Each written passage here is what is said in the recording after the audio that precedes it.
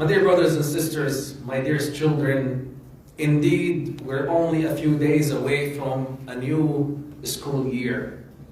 And whether you are a new parent or an old parent, or whether you are a new student or an old student, there is this mode of anxiety and stress that is now building up as we're coming closer to the start of the school year. And my advice to both the parents and children is to consider this as a major event in the life of the children. Take the time, talk to your children, address their anxiety, address their stress, and deal with it in a more easy way that would help them to reduce that, so they're able to get back to school with a lot of potentials.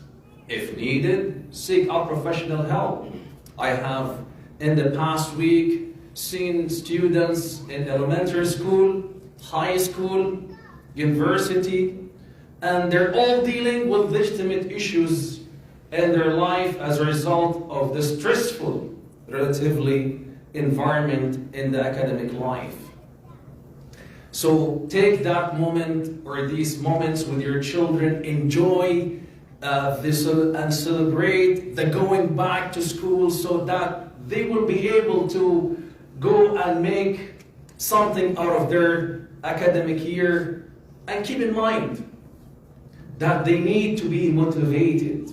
If you're a young man, young woman, whether in school or university or college, know that there is something waiting for you. You're not a person only living on this life, in this life, for the purpose of living or wearing certain brand names, but rather there's much more important role we're playing, and academic life is part of the integration process for you to become a much more successful individual in your life.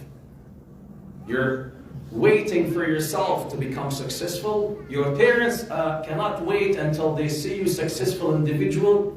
The Muslim Ummah in general is waiting for you to be able to make a change in the conditions that we're living in.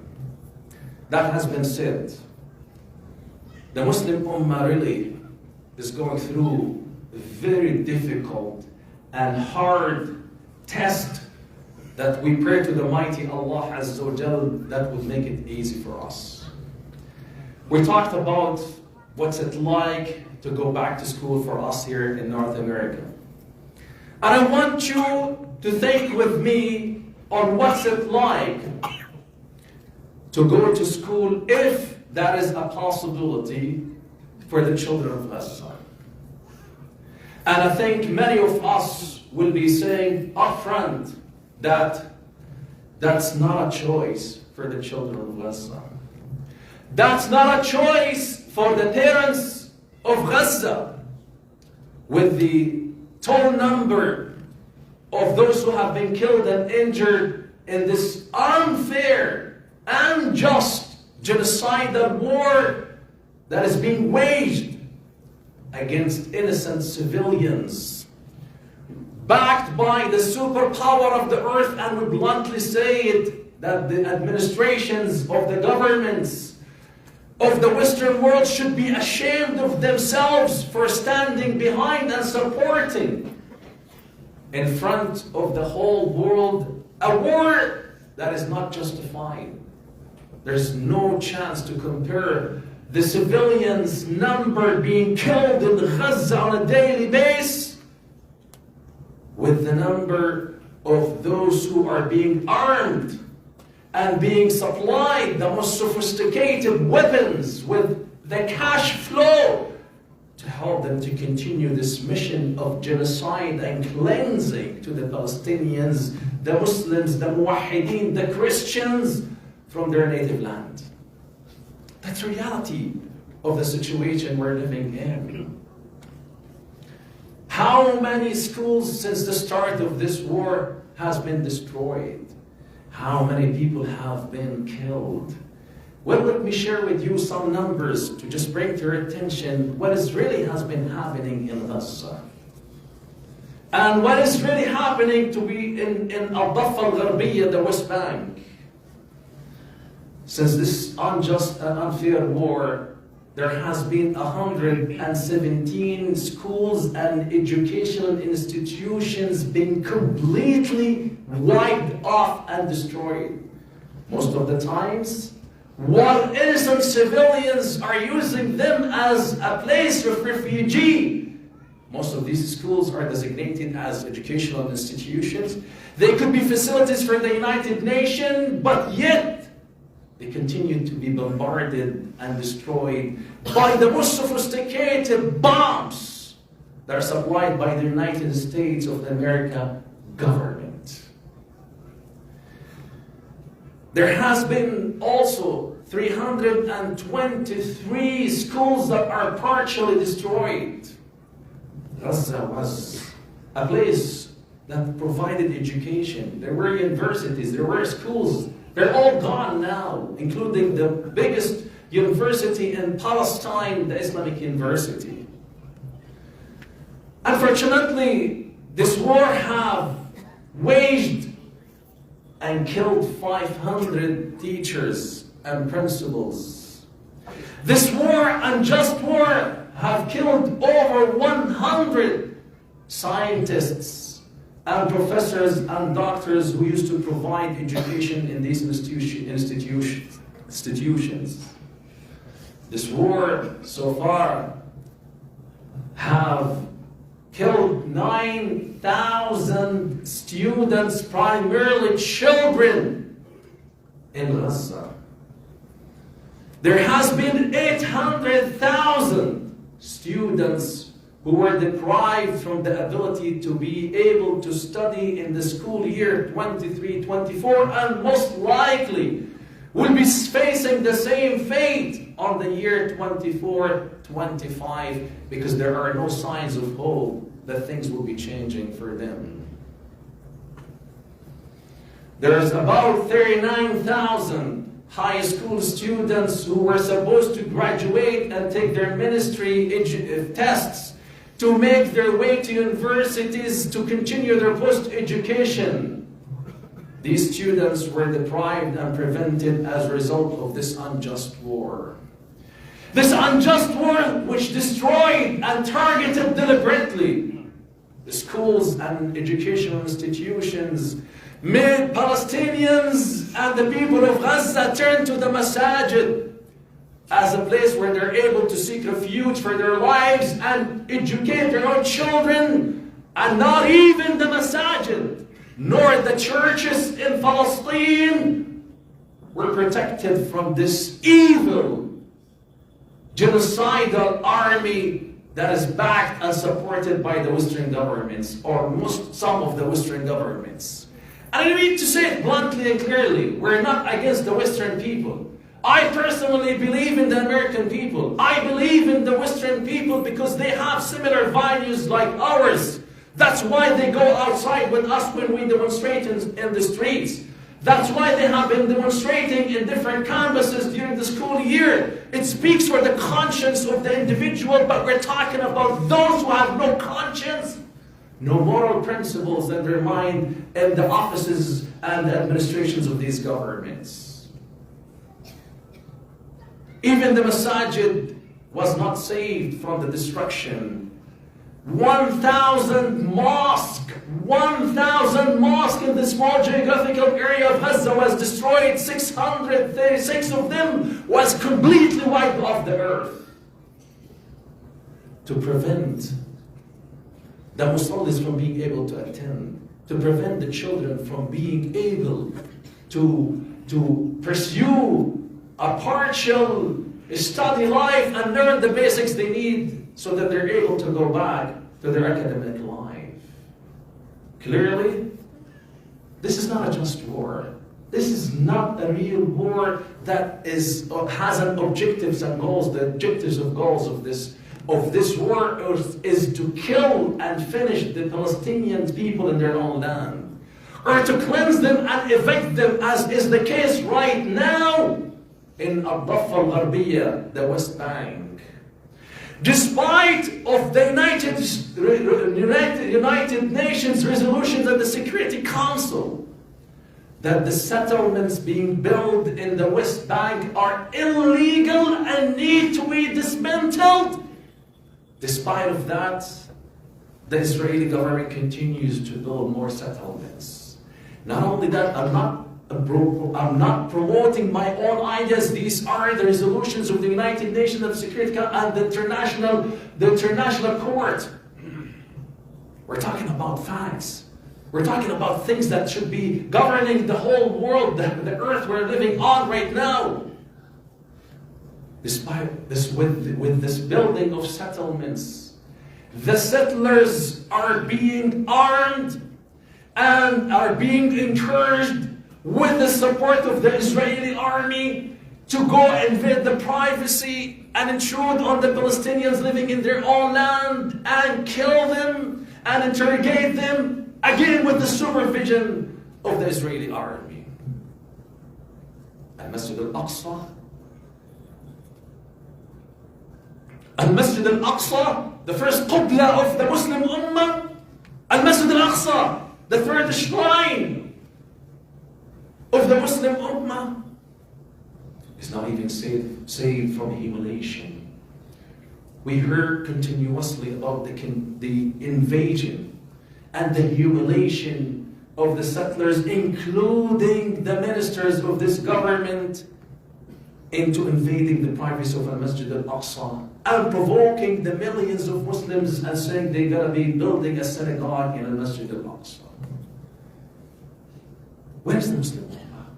Where's the whole world? Where are the human rights? Where are the rules and principles we're trying to implement and provoke and talk about and brag about in our life? Clearly there is a double standard. A standard of Western nations with people of certain color skin, that whenever something wrong happened, the whole world, the Security Council, will be jumping and reacting and doing something to prevent any slight violation of human rights during the war. But when it comes to those who say La ilaha illallah Muhammadur Rasulullah, and when it comes to those who are deemed to be not human by the Israeli government officials, it's okay. We will just blind our eye on what's happening there. That's the reality we're living in. This war is a deliberate war of genocide and cleansing. Not only that, it's also a war against education and knowledge. The aim of this war is not only to chase people out of their own land and to kill as many as possible, but also to fight the attempts of the Gaza people from continue their journey of education and academic life. Facts that the percentage of illiteracy in Gaza, despite of the siege that was placed on it for extended years, is only 2.8%. The illiteracy rate in the Israeli side is 4.6%, almost double the percentage of what is in Gaza. In the Arab world, the rate of education among the population is 79% in the Arab world. While the rate of education in Gaza, again, living in very difficult and harsh environment, despite of the siege, despite of the collaboration of the whole world, including the Muslim Ummah leadership, the rate of education and educated people is 96%. The second highest in the Muslim Arab and the Arab world. The first is in Qatar, where the percentage is 96.6 or 0.3, only 3% more than the people of Gaza.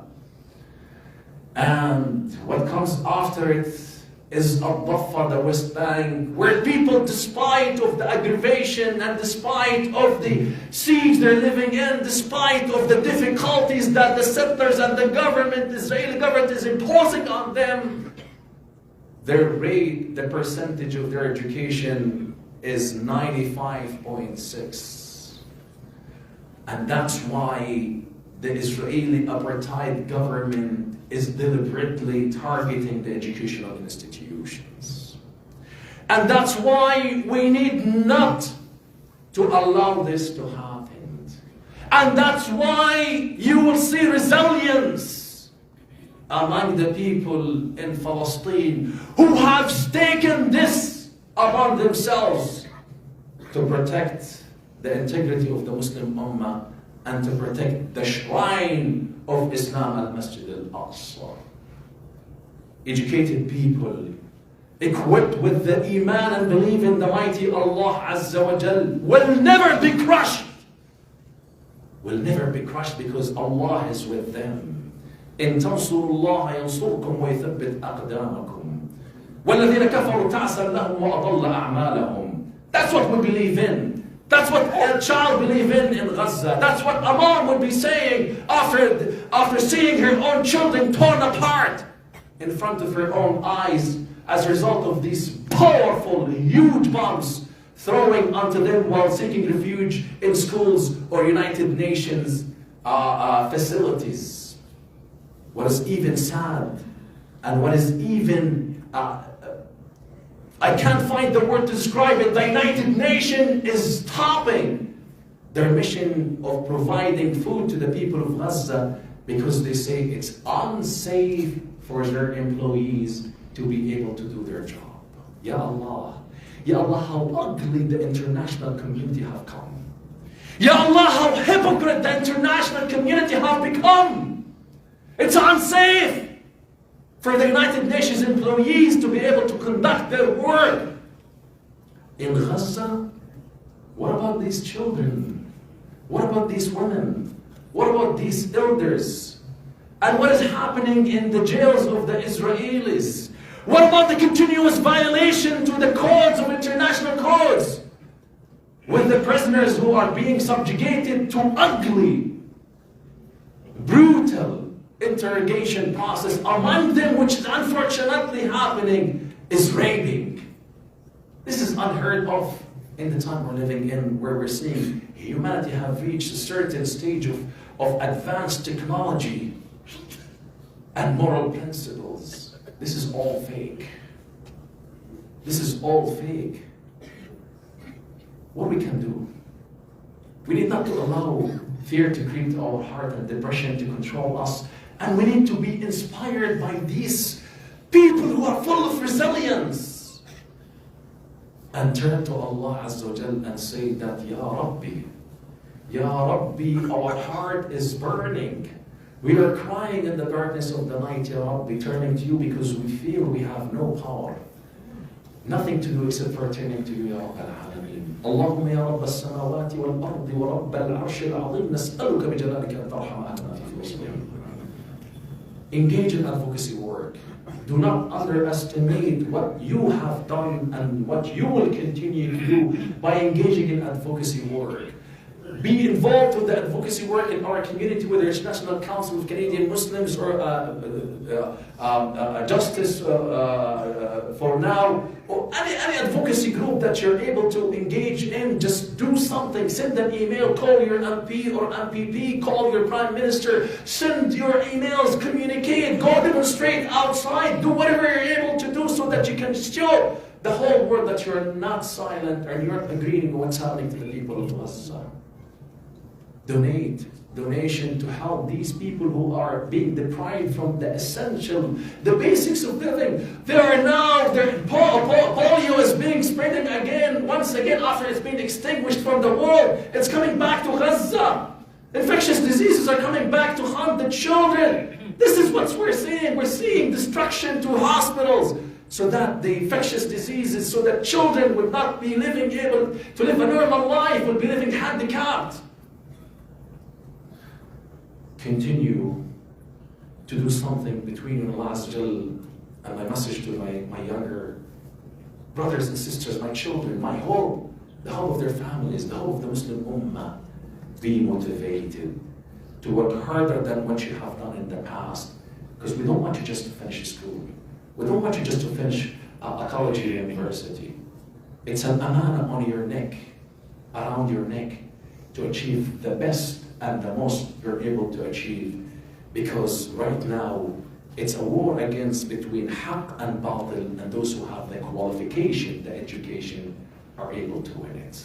وأقول قولي هذا واستغفر الله لي ولكم واستغفروه فإنه هو الغفور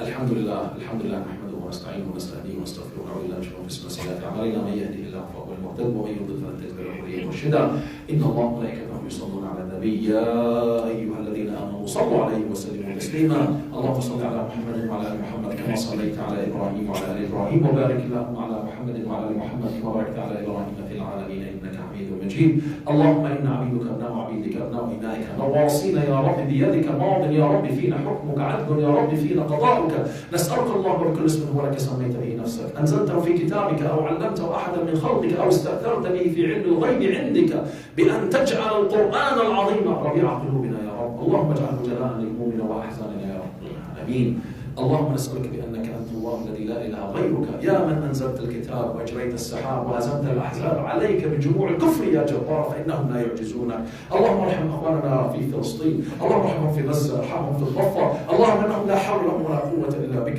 اللهم ثبت أقدامهم اللهم انصرهم على القوم الكافرين اللهم ارحم ضعفهم اللهم اطعم جوعهم واسد جوعهم وعطشاهم وداو جرحاهم اللهم فك أسرهم فإنك على كل شيء قدير اللهم نسألك برحمتك بأن تقر أعيننا بالصلاة في المسجد الأقصى آمنين مطمئنين فإنك على كل شيء قدير وصلى الله على سيدنا محمد وعلى آله وصحبه أجمعين وأقم الصلاة